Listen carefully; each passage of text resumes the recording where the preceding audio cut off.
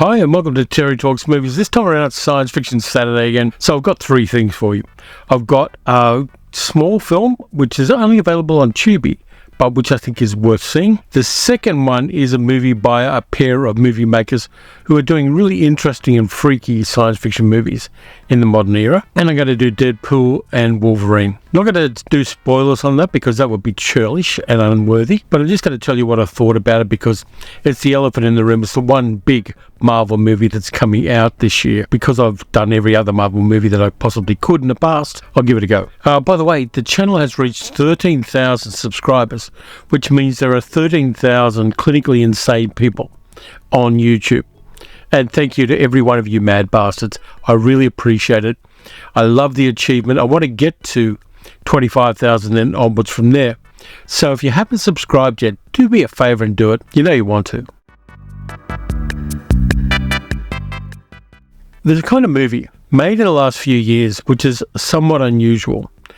You can always call them pandemic movies. They were movies that were created in some way during lockdowns and during the recent contagion. And no, I don't want to hear from anti-vaxxers and conspiracy theorists about this because I will mock you and block you. But there is a kind of cinema which is done on a small scale. There are a number of creators who were challenged by the lockdowns and the inability to travel and the inability to gather in large groups, and yet they make creative things. And I love that. I love the fact that people saw necessary health restrictions as a challenge, and they met the challenge and they achieved things in spite of that challenge. There's a lot of credit to be given for people who did that, and it's produced a certain kind of small cinema which I find interesting. And some of these movies didn't find an audience particularly, so they got uploaded to Tubi, and hopefully there they'll find an audience. And there's a movie directed by Trevor Peckham from 2022, which I find fascinating. The concept is cosmic, and yet the scale is very much a small scale, social distancing kind of concept. It's a movie called Discontinued, which is on Tubi.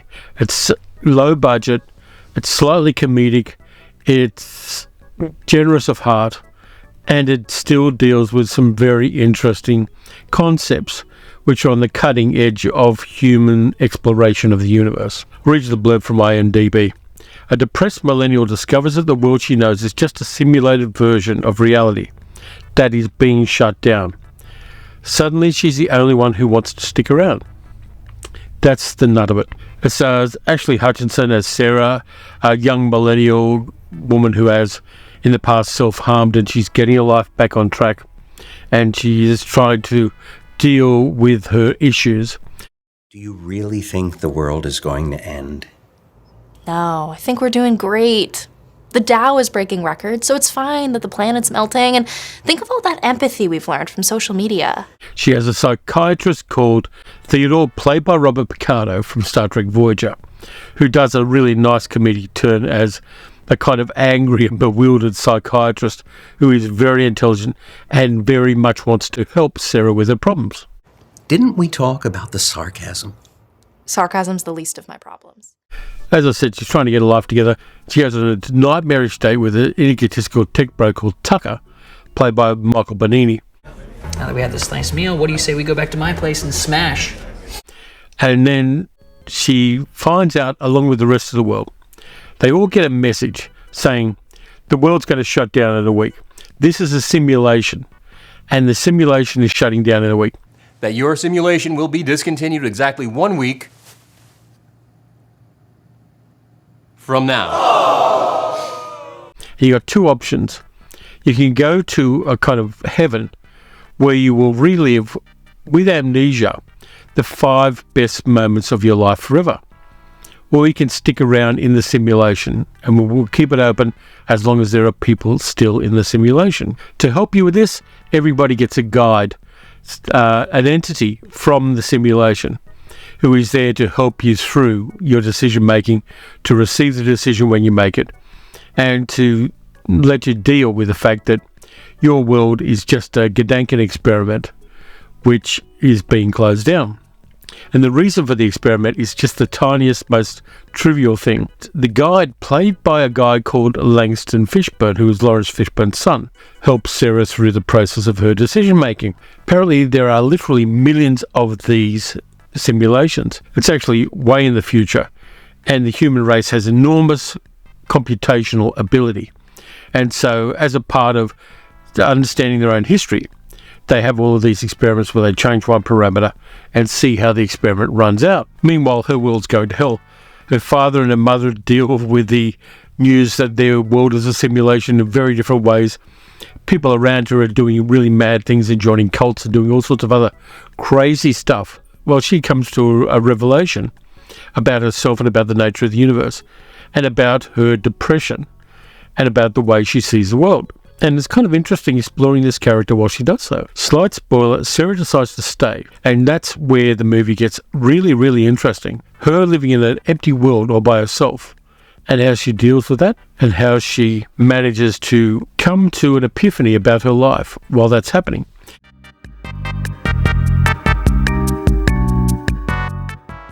It's a small budget film, not too many actors in there, but it's still got something to say, and I like the way that the movie creates the world of the simulation and the way the movie contextualizes the simulation. It's really an interesting look at that theory that we're living in a simulation. I don't think we are. And it's probably sanest to not think we're living in a simulation and that this is it. This is the world we've got. Maybe we'll make simulations in the future, but I don't believe this one is a simulation because it'd be a much more interesting place if it was. But Discontinued, it's a movie I'm drawn to because I like the fact that it's generous of heart. It talks about what the nature of being a human being. It does it on a small scale, and it does it with a small team of actors who all do good work. Langston Fishburne does a nice job as the guide. Natalie Hutchinson as Sarah really carries the movie. And it's not easy for a young, somewhat inexperienced actor to carry a movie, and yet she does so really brilliantly. The actors all do a great job of it. The actors playing her parents, Theodore, played by Robert Ricardo, whose demeanour changes enormously when he finds out he's living in a simulation. It's just a sweet film that talks about real-world issues of depression and mental illness, and also about that possibility that we are living in a simulation. It's a little hidden gem. Not the best movie in the world, but it doesn't have to be. And it's a movie that gives you a little bit to chew on as far as a thought experiment is concerned. It's definitely science fiction. It does it on a low budget with bugger all special effects. And it does it better than many larger films that really aren't as engaging and sweet and endearing as this one is. It's probably the best hidden gem I've seen this year. And I like it a lot. And you can find it on Tubi. You may find it elsewhere, but I know it's definitely on Tubi. And the filmmakers deserve audiences. And I hope that they do well, whatever they do in the future.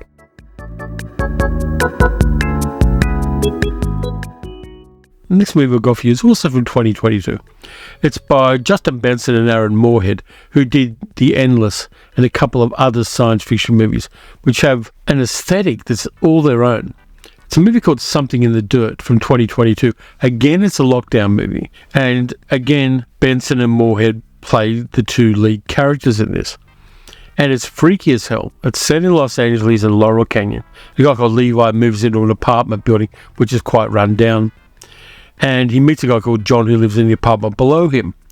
John's job is to plug in and recharge electric scooters. And Levi's job is a bartender in a Los Angeles bar. They meet up and one of them gives a cigarette to the other and they start talking. And Levi finds a piece of glass or crystal, which he starts using as an ashtray. And then one day when he's talking with John, the other guy, the ashtray starts floating. It just levitates and just sits there. And then a lot of other weird things start happening. It's like reality is being pulled apart by something. There's gravity anomalies in the building. There's a radiation spike. There's weird lighting effects. Things start moving around. Animals start appearing randomly. And it becomes quite freaky. Natural.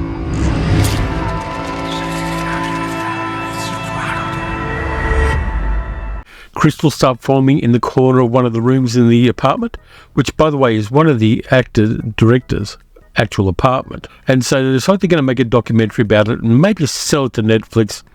It's about all these weird phenomena. They know they're going to make a lot of money. John and Levi both have secrets which are very crucial to how they view these phenomena and how they interact with each other. I'm not going to tell you what they are, but the movie moves along weirdly. There are earth tremors under the building because the gravity anomalies are undermining the building. Levi gets a set of scales and weighs himself when the phenomena happens, and he loses about 20 or 30 pounds because of the gravity anomalies. This city was designed according to this tablet. Maybe these gateways to other dimensions are actually all around us. And the movie has a creepy feel about it. It builds up, and as we learn more about the characters, and as we learn the fact that one of the characters keeps seeing weird geometric patterns everywhere he goes, and one of the clues they get leads them out to the desert where they find some materials and a machine. It builds up a really creepy atmosphere and a weirdness about it, which is beautifully done. This movie may in some ways be connected to the events in their previous movie, The Endless, because there are a couple of things that appear in both movies. So there's a ongoing freaky universe here, and this one builds up its unease really interestingly. There are things like aeroplanes fly low over the building because the gravity anomalies are changing their flight paths. They find things that weren't there before, like a reel-to-reel tape recorder with weird noises on it. Is found in the basement underneath the house, and they start getting recording gear together. Levi is technically inept with the recording gear, but John is a lot more adept at it. John is an unreliable narrator. He is a user. He's an egotist, a sociopath possibly, and he wants to get really famous and rich off these phenomena. And so you get this kind of toing and froing between the two characters as the phenomena increase. And then we cut to experts who are brought in to explain the events as a part of the documentary that John is ultimately trying to complete. And so we get a geologist that comes in, we get somebody else who's a chemist who also has other scientific experiences. We get some of the production crew that are brought in to do things like the special effects work because they accidentally burn some of the hard drives and they want to recreate the special effects using a special effects technician. And that kind of thing builds up this pseudo-documentary, but not always pseudo-documentary feel about this movie, which is really creepy. There's no great big epiphany ending like there is in Nope, but there is a satisfying ending and a weird one, and it leaves you with the same sense of unease that you have all through the film as these weird phenomena keep coming up. And one of the beauties of this film, like The Endless, is you don't know what's going to happen next. You know something really messed up is going to happen next, but there's no foreshadowing. There's nothing leading you to the next thing that happens. Whatever is causing these things to happen is essentially unknowable to the human mind. And I love that stuff. It's low-key. It owes a lot to movies like Stalker, for instance, and even Solaris. So there's a bit of Tarkovsky in there. There's a bit of Cronenberg in there at times, both father and son. Moorhead and Benson make science fiction movies that are unique in the annals of science fiction.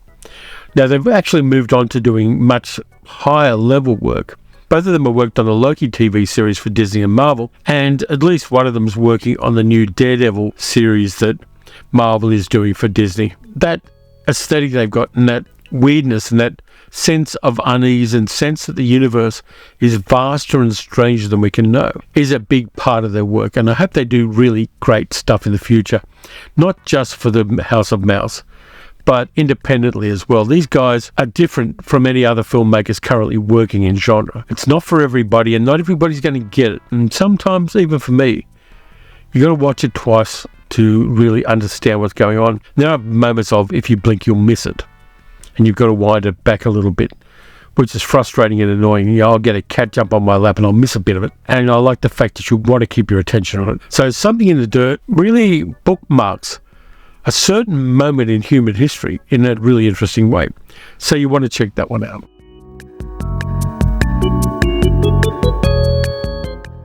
Then we got to talk about Deadpool and Wolverine because I want to. Sal and I went to see it in the cinema. We got the reclining seats in the posh cinema. I know that he's over at Serial at Midnight has had a bit of a rant about big budget sequels and big budget movies that are set in a vast intellectual property in the way that the Marvel Cinematic Universe is. And I understand his concerns.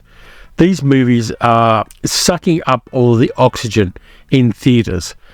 There are maybe 20 or 30 sessions a day of this movie just showing in the one cinema complex that I went to. And I understand that Disney, being the megalith it is sucking up all the available screens, and so a lot of other more worthy films aren't getting the love they should. Totally understand, and I agree to a certain extent with that philosophy. Having said that, I enjoyed it a lot. Deadpool and Wolverine exists because of a corporate merger. Disney bought Fox, and by buying Fox, they got the rights back for Deadpool and Wolverine and all the X-Men, and coincidentally also the Fantastic Four. So Deadpool and Wolverine is Disney and Marvel pulling Wolverine and Deadpool into the MCU greater multiverse and doing it in an amusing way.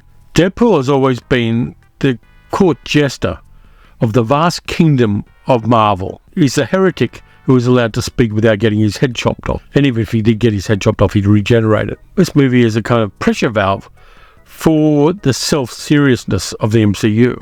I'm not going to do spoilers on because I want you to go in and enjoy it. Particularly the title sequence is gross and funny at the same time. And it addresses the fact that Wolverine died in Logan, the 2007 James Mangold movie. It addresses all of that in the best possible way.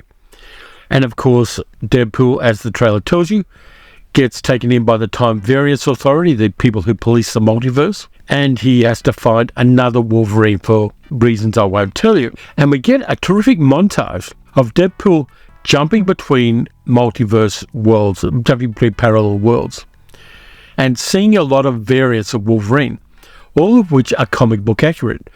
Just to give you the tiniest of spoilers, we see Patch, the version of Wolverine with one eye, who is running a casino in Madripoor. We get a whole bunch of other ones. We get a whole bunch of different Wolverines with different costumes from the comics. And we get one cameo Wolverine, which is fantastic. I loved it a lot. And then as Wolverine and Deadpool get pulled into the void, the place you go to when the Time Variance Authority kills you, apocalyptic afterlife, a whole bunch of characters get pulled in from the Fox side of that multiverse. They're fantastic.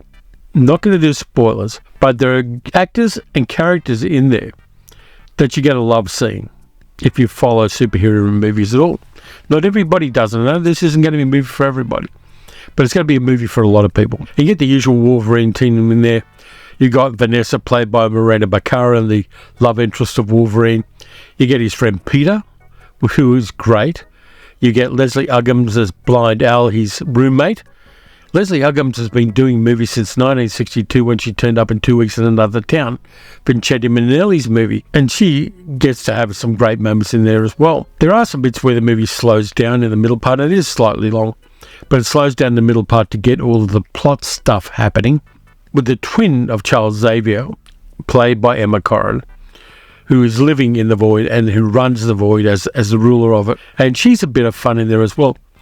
Not quite comedic tone right.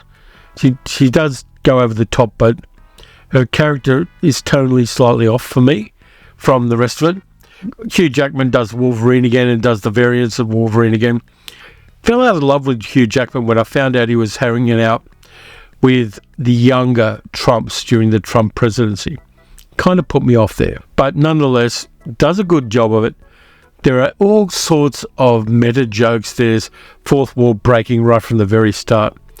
There's a whole bunch of Deadpool variants from various timelines, which is marvelous, and I loved it. It's a feel-good movie. It's fun, but you've still got that awareness that it's part of an enormous machine which is trying to suck up all of the attention on cinema. And that's where people like Heath Everett, Serial at Midnight, have a problem with it, and I totally accept and understand that. But for me, it worked. It was a lot of fun. It was hilarious in the right parts. It brought back characters that we know and love. It brought back characters we know and hate. And it pulled a couple of baits and switch moments, which I was there for. As much as I love small indie films and little hidden gems, I'd still have fun with a movie like this. And if 2 or 3 times a year I go and see a big tentpole movie like this, I'm okay with that, while I'm aware of the oligarchic nature of Disney and Marvel. Well, fully aware of that, but still, I enjoyed the film. I'm not a corporate guy at all. I've worked for enormous corporations, but I always hated it. I was always aware that they didn't have my best interests at heart. And to be honest with you, I don't know that Disney as an organisation has your best interests at heart. I think it's going to pick your pockets as much as it can, and it's going to get the cult of the mouse going as much as it can. I'm not sure it's good for cinema. Nonetheless, I had a great time with Deadpool and Wolverine. Now, let me know what you thought of Deadpool and Wolverine if you saw it or if you're going to see it.